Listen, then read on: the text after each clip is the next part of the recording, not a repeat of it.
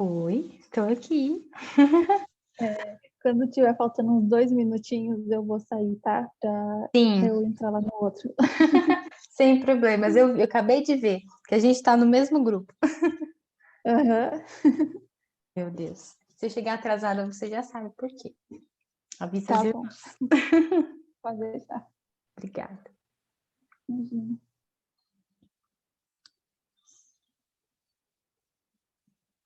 A gente está no 9, né? 9, 10, 11, 12, 13, 14. Nossa, gente, falta muito. É que o 9 foi cumprido. Foi um dia bem cumprido, Foi, bem comprido. né?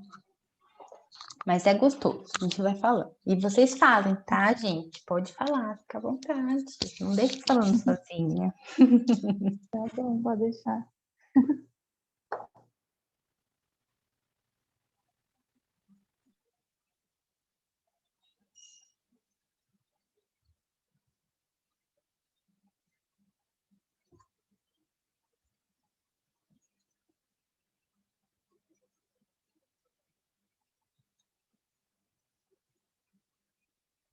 Aí ele tá conectando o áudio. O Zildo, não sei se ele vai entrar de novo. Só esperar ela conectar o áudio, a gente já começa. De novo.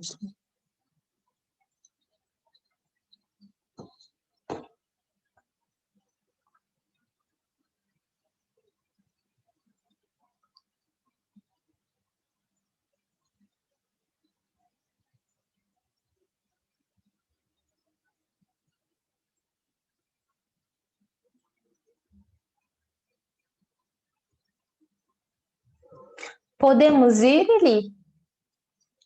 Não? Bem, eu vou compartilhando a tela, então, enquanto ele conecta. Ai, meu Deus.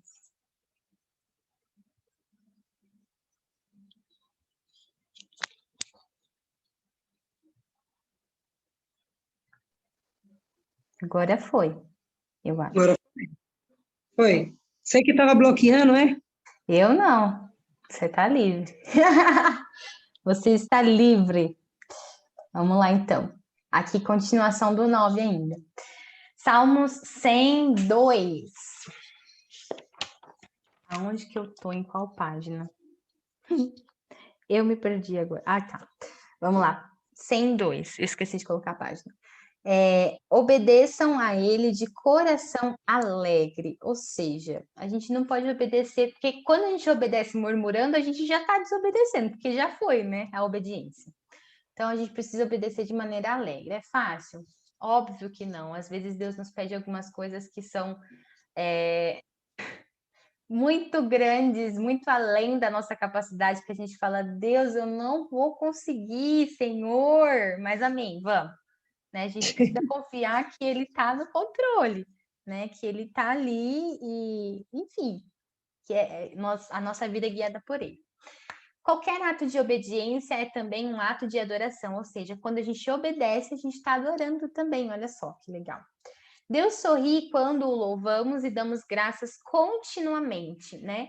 Não é só dar graça pelo café da manhã, almoço e janta.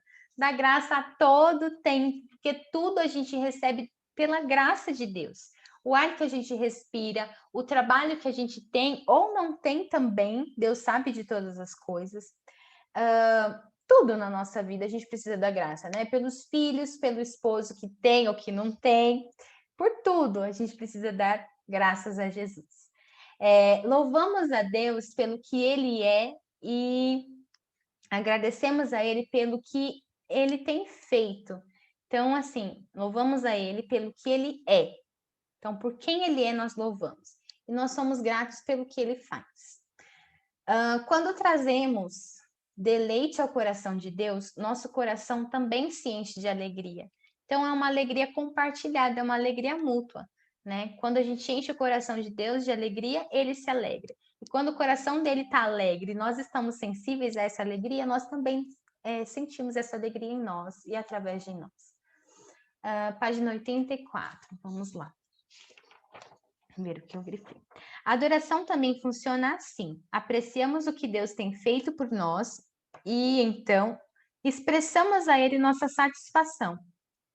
Isso lhe traz alegria e aumenta a nossa, foi o que a gente acabou de falar agora, né? A Bíblia diz: os bons ficam contentes e felizes na sua presença e cheios de alegria cantam hinos. Salmos 68, 3. Deus sorri quando usamos nossas habilidades, ou seja, tudo que a gente sabe fazer e nós fazemos para a glória dele, né? Ele sorri com isso. Página 85 e 86. 85. Talvez você tenha a sensação de que o único momento em que Deus se agrada de você é quando você está envolvido em uma atividade, em atividades espirituais, né? Que é ler a Bíblia, assistir aos cultos, ir à igreja, orar, compartilhar a fé. Mas e a gente pensa que ele é indiferente às outras áreas da nossa vida. Só que, na verdade, Deus gosta de observar cada detalhe de sua vida. Quer esteja você trabalhando, quer brincando, descansando ou comendo, ele não perde nenhum único movimento. Eu estou me lembrando agora, tem uma moça da nossa igreja, minha amiga Tati, ela teve bebezinho agora, recentemente, fez um mês, Gabriel, né, gente? E assim, quando a gente conversa, né, ela fala de cada detalhe dele, né, do rostinho, do corpinho, é o que Deus vê em nós, né? Ele é detalhista, ele gosta de ver todos os detalhes e as áreas da nossa vida. E muitos de nós herdamos essa característica bem herdada de Deus, somos detalhistas até demais. Mas ele gosta disso, né? Ele preza por isso em nós. Todas as atividades humanas, com exceção do pecado, podem agradar a Deus se você as fizer com atitude de louvor. Como um pai orgulhoso, Deus gosta especialmente de observá-lo enquanto você utiliza os talentos e habilidades que ele lhe deu. Deus intencionalmente nos dotou de maneira distinta e tem prazer nisso, ou seja, cada um de nós tem uma habilidade diferente. Nós não somos robôs e não somos cópias, graças a Deus, né? Imagina se todo mundo tivesse a mesma habilidade que você, o que seria do mundo, né? Por exemplo, é que eu tenho essa habilidade, mas vou dar um exemplo assim de desenhar. Não sou uma desenhista, mas gosto. Imagina se todo mundo fosse só desenhista, de exemplo, sei lá, um arquiteto. Imagina se todo mundo só fosse arquiteto. Ia ficar tudo no papel as coisas, porque ninguém ia construir. Então, a gente precisa de construtores, né? Precisamos de eletricistas, precisamos de várias habilidades para que saia uma construção, né? Então, assim, ele preza realmente pelas nossas habilidades e ele sorri quando nós usamos elas. Página 86. O que grifei? Não existem habilidades não espirituais, somente habilidades mal empregadas. Comece a usar as suas para o prazer de Deus. Às vezes as pessoas ficam se questionando, mas o que será que Deus quer que eu faça? Às vezes a gente está empregando mal a nossa habilidade, né? A gente precisa buscar discernimento nele e falar, Deus, o que o Senhor quer que eu faça com isso? Exemplo, uma habilidade. Falar é uma habilidade. Tem gente que não tem habilidade de falar. Tem outra gente que fala, tipo assim, que é tagarela, entendeu? Tipo igual eu. E aí a gente precisa pedir para Deus. A gente precisa pedir para Deus como a gente pode melhor empregar nossas habilidades. As habilidades de falar, as habilidades de escrever, por exemplo, né? Não sei, cada um tem um tipo de habilidade. Deus não espera que você amadureça para começar a gostar, tem um espaço ali, a gostar de você. Ele o ama e preza cada estágio de seu desenvolvimento espiritual. Isso é muito forte, né? A gente não precisa começar, a gente não espera que os nossos filhos cresçam para que a gente goste deles. Tem que gostar no choro, no cocô, quando é pequenininho, em todas as circunstâncias, né? E ele ama e preza cada estágio de desenvolvimento nosso espiritual, né? A Dai é mamãe aqui do Theo, e eu tenho certeza que ela pode falar disso, né? Sobre o que eu digo. Pode falar. É tudo isso daí mesmo, para mais. Sim. Tá, Deus abençoe, viu? Vai com Deus. Estou chegando lá daqui a pouco. E cada fase é importante, né, Dai? Cada fase tem um marco, né? Tem um registro aí. Ah lá, tá vendo? A pessoinha tá chorando agora. Tem que gostar também nessa fase. Vamos lá. Eu li, gente, o 9. Calma aí, que eu vou descer o 6 aqui. 9. Deus sorri quando confio nele. Acho que eu li. Sim, li. Vamos lá.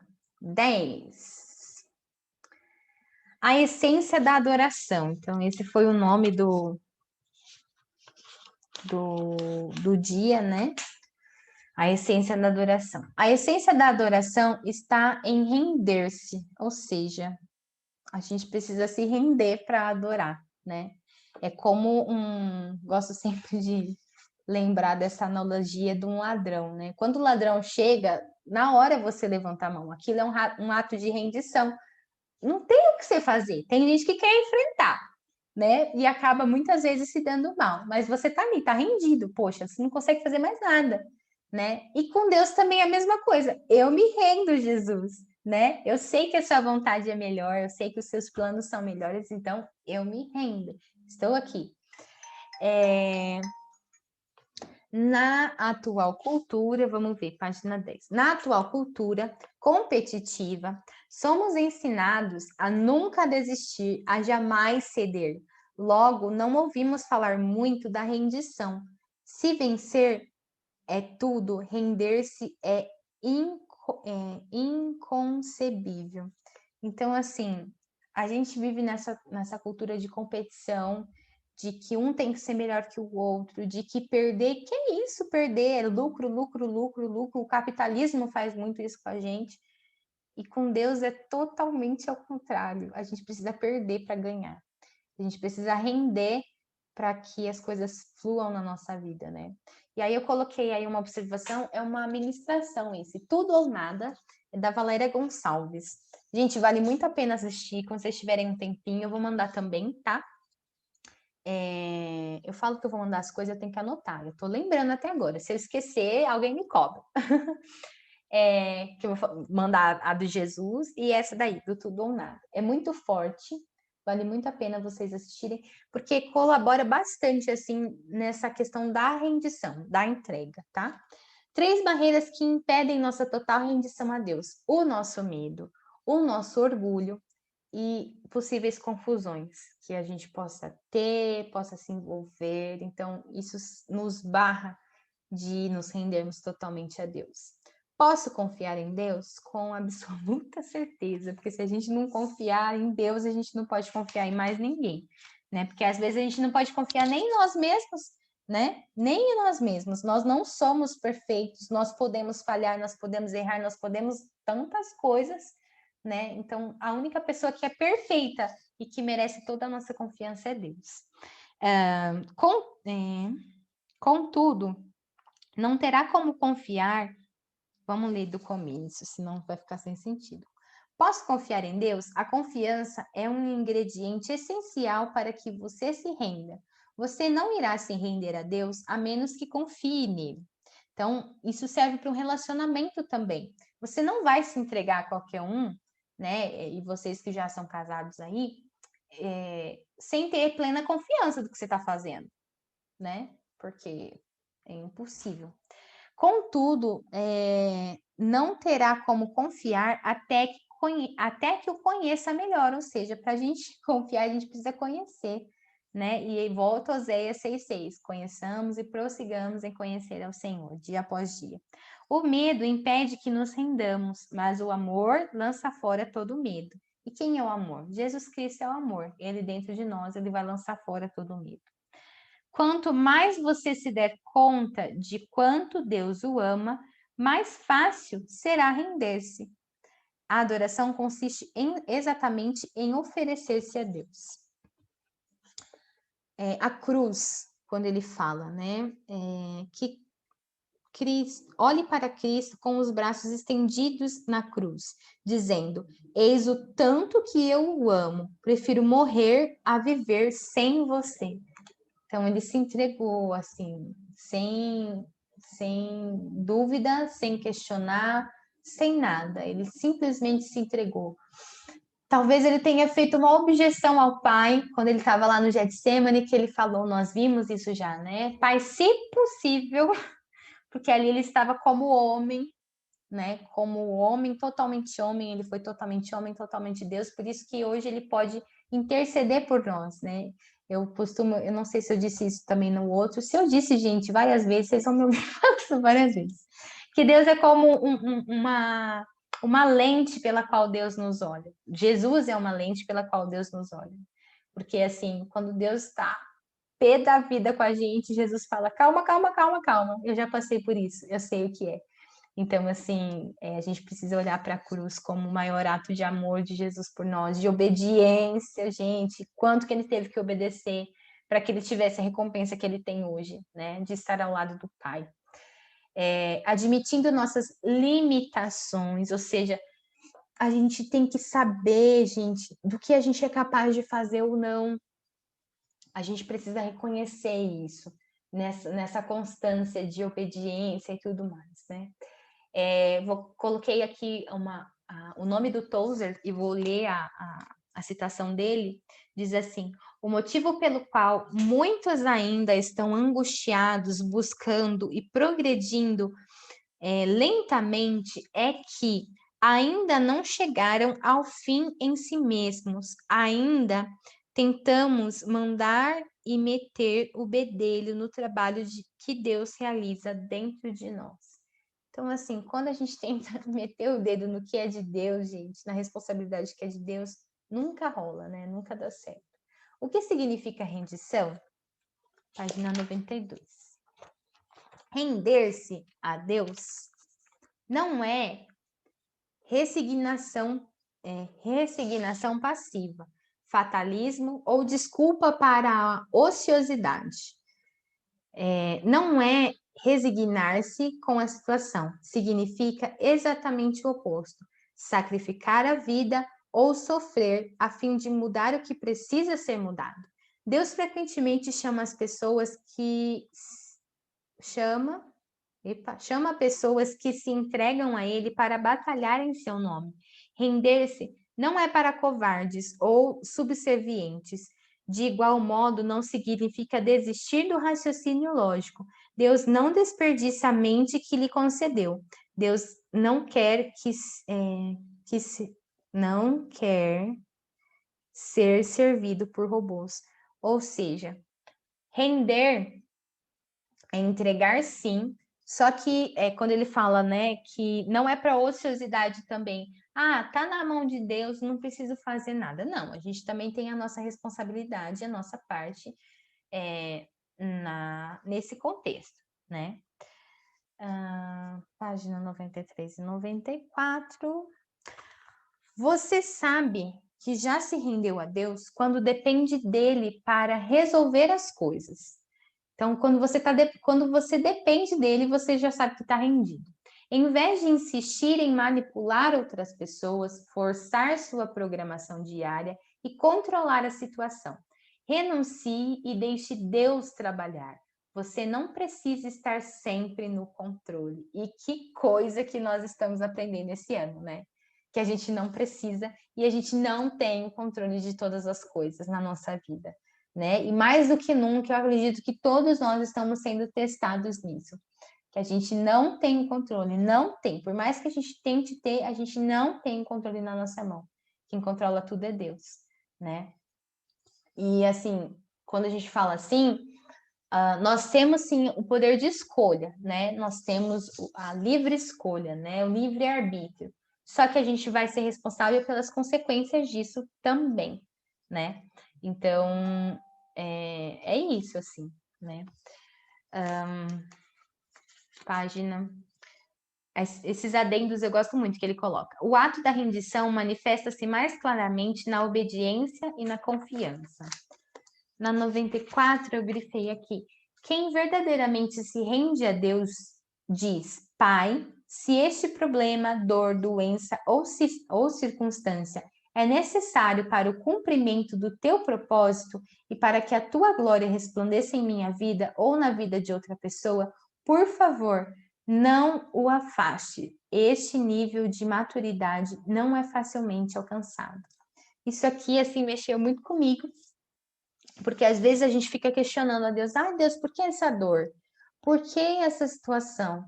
E às vezes a gente não para pensar pelo outro lado também, de que Deus, ele às vezes permite algumas coisas para nossa aprendizagem, para o nosso próprio bem, tá? Então, assim, é interessante essa parte, assim, eu grifei ela com muito amor e carinho aqui para eu não me esquecer dela, né? De que se for para dar glória a Deus, se for para resplandecer a glória de Deus, então que isso continue sobre a minha vida. E é como ele fala assim, é um nível de maturidade muito profundo. Então é uma construção, né? A bênção de se render. É uma bênção mesmo, se render. Render-se não enfraquece você, antes o fortalece. Quando você se entrega a Deus, não terá o que temer, nem precisará se render a nada mais. William Booth, acho que é isso, fundador do Exército da Salvação, disse: a grandeza do poder de um homem reside na medida de sua entrega a Deus. Frase muito forte. À medida que a gente se entrega, a gente vai se tornando cada vez mais grande e mais forte em Deus, né? A melhor forma de viver, a melhor forma para a gente viver, então, pode levar anos, mas você acabará descobrindo que o maior obstáculo para as bênçãos de Deus não são os outros, mas você mesmo, sua teimosia, seu orgulho obstinado e sua ambição. Você não pode cumprir os propósitos de Deus enquanto estiver concentrado em planos pessoais. Então, assim, não é sobre nós, é sobre Deus, né? É sobre o que Ele tem para fazer em nós, através de nós. Eli, Deus te abençoe. Vai com Deus, fique em paz. Então é isso, gente. Nós precisamos nos render a Deus. A melhor forma de viver, já disse, e o sacrifício fugitivo, essa expressão é muito legal quando ele fala, né, que o problema do sacrifício vivo, que somos nós, né, é que ele pode escapulir do altar. Então você provavelmente precisará renovar a rendição da sua vida 50 vezes por dia. Ou seja, a gente pode começar amanhã falando com Deus, né? Deus, estou aqui, estou rendido. Acontece alguma coisa que a gente já assume o controle ou alguma coisa acontece, o sacrifício já fugiu do altar. Então a gente precisa voltar, pegar o sacrifício de novo e continuar. Então, assim, é uma renúncia diária, né? E constante, além de ser diária, constante no nosso dia a dia. Pensando sobre o meu propósito, a essência da adoração é a rendição. Entregue-se completamente a Deus para que Ele use vocês a fim de fazerem o que é direito. E depois, que área da minha vida estou evitando entregar nas mãos de Deus? Então, eu gosto muito dessas perguntas porque elas são autorreflexivas, né? E que a gente pode sondar os nossos corações para descobrir em qual área que nós estamos evitando dar para Deus, entregar para Deus, né? Continuando.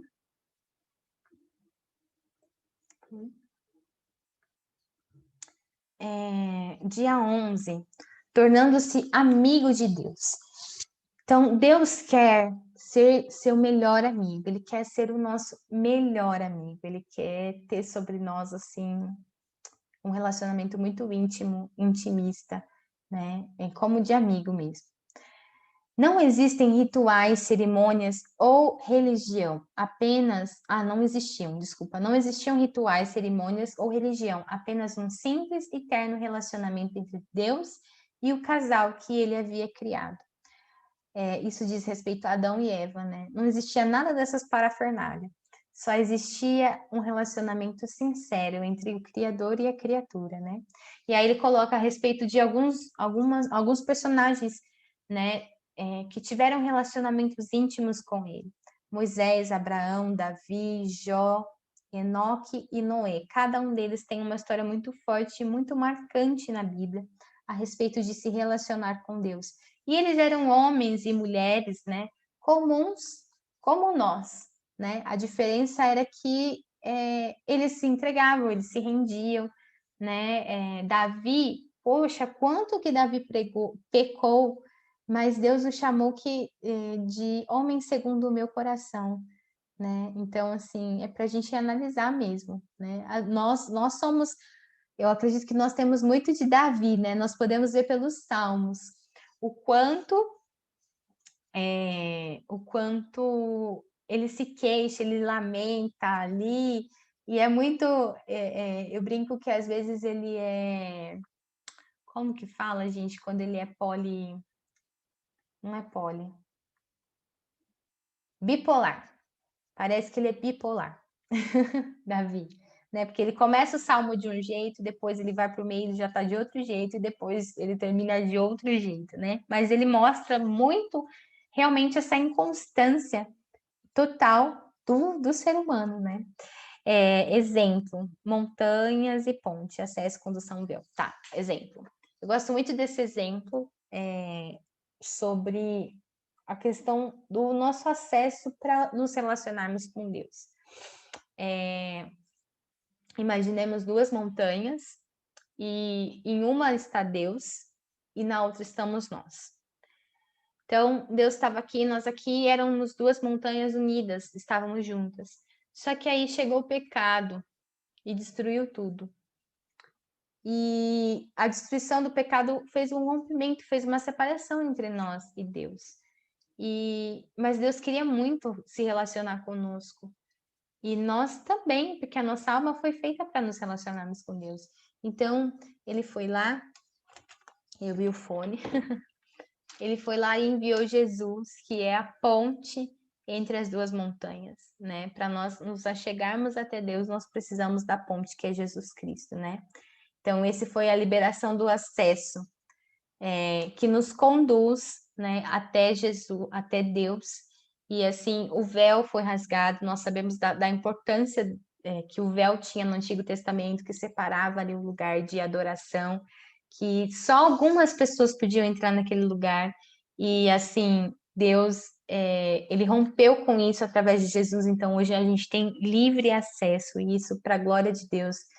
Para a glória de Deus mesmo, imagina se a gente tivesse que depender de alguém ainda até os dias de hoje para falar com Deus a nosso respeito, né? Não daria.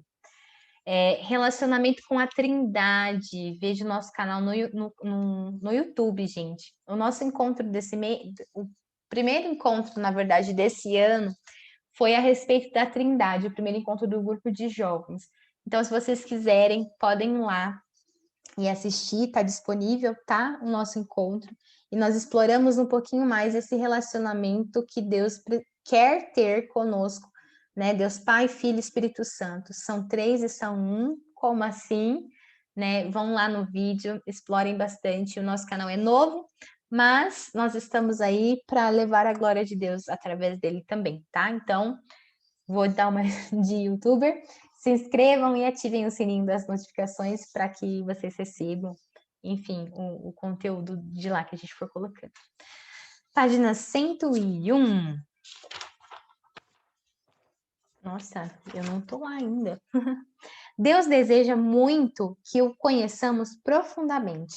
Na verdade, ele planejou o universo e orquestrou a história, incluindo os detalhes da nossa vida, para que nos tornássemos seus amigos. A Bíblia diz: ele fez as criaturas, nenhuma criatura o fez. Começando do nada, ele fez toda a raça humana e criou a terra habitável, com muito espaço e tempo para uma vida que pudéssemos buscar Deus, e que, em vez de ficar tateando na escuridão, pudéssemos de fato encontrá-lo. Atos 17, 26 e 27. Gente, eu já falei tudo isso, falta 10 minutos. Se a gente precisar, a gente abre mais um link para terminar, tá? Tornando-se amigo de Deus por meio do diálogo, ou seja, um relacionamento não sobrevive sem diálogo. Não pode ser um monólogo, né? Precisa ser um diálogo. A gente precisa dialogar e esse diálogo tem que ser constante. Ou seja, a todo tempo. Conhecer e amar a Deus é o nosso maior privilégio, e sermos conhecidos e amados é o maior prazer de Deus. Essa frase é muito linda também, é do autor. Ele fala a respeito das orações sussurradas, né? Às vezes a gente se cobra tanto, assim, por estar no nosso quarto, estar em um momento de devocional, estar em um momento de oração, ter esse momento de oração. Às vezes a gente se cobra tanto, mas a gente se esquece dessa ação que é muito importante, que são as orações sussurradas, que a gente pode fazer 24 horas do nosso dia, se a gente quiser, né? Que são essas orações internas mesmo, falando com Jesus a todo tempo. Jesus, eu vou ali, vai comigo. Jesus, eu tenho que fazer isso, o que eu faço agora? E ele vai nos dando, e isso é uma prática, né? Uma construção, e ele vai nos dando isso diariamente, né? A meditação contínua, e quando a gente fala de meditação, né? Eu achei isso muito engraçado, porque assim, esses tempos atrás, aliás, no começo da pandemia, eu fiz um curso sobre meditação.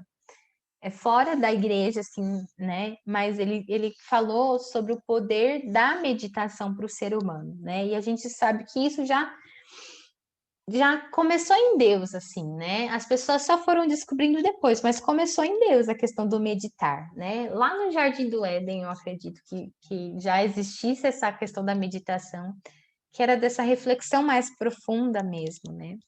Então, meditação. A meditação é frequentemente mal interpretada como se fosse um ritual complicado e misterioso, praticado por pessoas místicas e por magos em clausura. Meditar é simplesmente concentrar os pensamentos, habilidade que pode ser desenvolvida por qualquer pessoa por qualquer pessoa e posta em prática em qualquer situação. Então, meditar é para todo mundo, tá? Não tem uma classe específica dos meditadores. Todos nós podemos meditar. E temos alguns recursos, né? Falando agora cientificamente, para que nos ajude nesse estado de meditação, né? E inclusive meditação na palavra de Deus e tudo mais. Tem uma moça no Instagram, eu esqueci o nome do Instagram dela, mas que ela fala sobre a meditação pelo ângulo de Deus. É muito legal os conteúdos dela. Se eu achar, eu mando também. Preocupação versus meditação. Esse daqui eu ri a primeira vez que eu li. Ele fala assim, né? Quando você pensa repetidamente em determinado problema, isso é preocupação. Quando você pensa repetidamente na palavra de Deus, isso é meditação. Se você sabe se preocupar, então já sabe meditar. Basta que desvie a atenção de seus problemas para os versículos bíblicos. Quanto mais você meditar na palavra de Deus, menos serão suas preocupações. Então, não tem nada mais o que dizer sobre isso, né? É realmente cumprir o que a palavra diz lá em Deuteronômio, acho que foi, né? Que Deus fez as ordenanças. Estejam com a palavra na testa de vocês, no pescoço, na entrada, na saída, quando acordar, quando dormir, a todo tempo, né? E como que a gente faz isso? É decorando mesmo, né? E essa também é a intenção do autor com esses pockets que ele deixa no final de cada dia, né? Que ele coloca versículo para memorizar. É para nos ajudar nesse processo de constante meditação, porque a gente lê e a gente fica com aquilo na nossa cabeça o dia todo, né? Tem gente que tem dificuldade de gravar, então escreve no bilhetinho, põe em algum lugar, né? Mas concentra, que vai ser importante e você vai ver como vai fortalecer sua vida espiritual também. Salmos 25:14. Eu amo esse versículo, não é o meu preferido, mas está entre um dos, que fala assim: o Senhor é amigo chegado de quem o respeita e lhe obedece, e a essas pessoas ele revela os segredos dos seus planos. Olha só, então, para aqueles que respeitam a Deus e obedecem ele, ele revela os segredos do coração dele. Isso é muito forte, né? Imagina sermos essas pessoas que temos os segredos do coração de Deus revelados para nós, é muito intenso e profundo isso, né? Então, assim, é um relacionamento que nós precisamos desejar a ter sempre, continuamente. Li aqui? Não. Deus quer ser seu melhor amigo. O versículo é: o Senhor é amigo chegado de quem o respeita e lhe obedece. Pergunta para meditar: o que posso fazer para me lembrar mais vezes de Deus e falar com Ele mais frequentemente ao longo do dia? Então, esse capítulo eu acho que ele é bem esclarecedor com relação a essa pergunta, né? Mas se alguém quiser falar ou escrever, fique à vontade, tá bom? Vou passando para o próximo, para a gente não se estender. Faltam 3 minutos aqui, ó. A gente está no 12, termina no 14, tá? Então, provavelmente, a gente precisa ainda de mais um tempinho. Caso acabe, no meio de alguma fala minha, eu vou mandar outra, tá? Logo em seguida. Desenvolvendo amizade com Deus. Você está tão perto de Deus quanto escolhe estar. Então, às vezes, a gente nem escolhe estar tão perto e a gente está ali, porque Ele é onipresente, né? Ele está em todos os lugares, onisciente em todos os nossos pensamentos e onipotente, Ele é todo-poderoso, né? Devo optar por ser sincero. Isso é muito...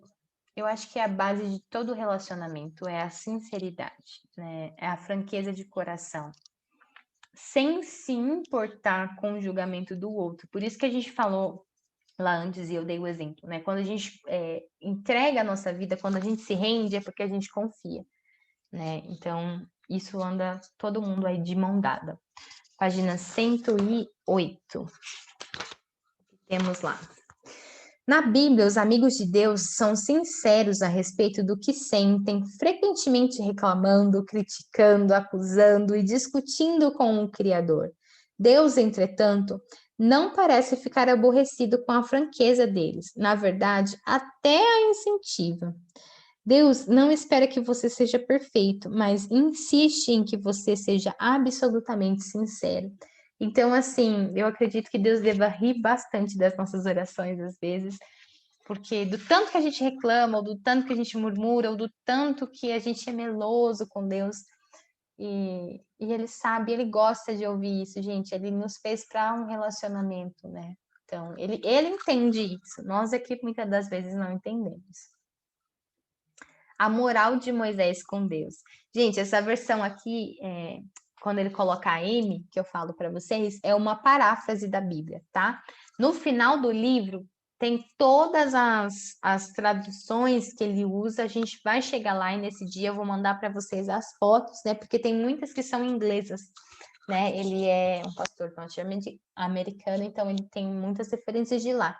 E eu achei muito legal, assim, depois se vocês quiserem, eu não vou ler tudo aqui que é bem comprido, mas ouçam lá no áudio de novo, do dia 12, a discussão de Moisés com Deus, né?